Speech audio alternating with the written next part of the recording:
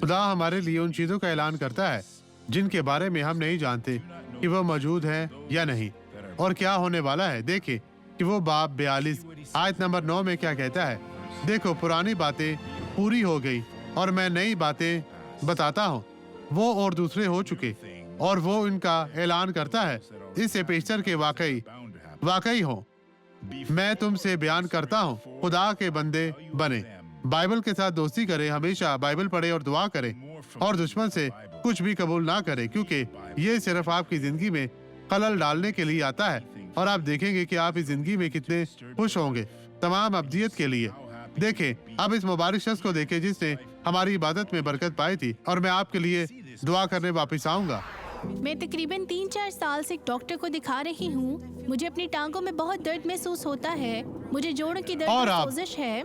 जी अब खुदा का शुक्र है कि मैं बिल्कुल ठीक हूँ। मेरी टांगें अब आप अपनी टांग और सब कुछ उठा सकती हैं। अपनी टांग उठा ओ सकती खुदावन हूँ। तेरा शुक्र हो, खुदावन तेरा शुक्र हो। आए अब दुआ करें, तो आए अब दुआ करें। बाप हम सबको बरकत देने के लिए यीशु के नाम पर आते हैं। हम कबूल नहीं करते कि इनकी जिंदगी में दुश्मन की तरफ से कोई चाल चली जाए। मैं बदी को और दुश्मन की तमाम चालों को मफरूज करता हूँ। मैं बदी की सर्जिश करते हुए कहता हूँ कि बदी अब तू इनकी जिंदगी से, इनके घरानों से चली जा और कभी भी वापस ना आना।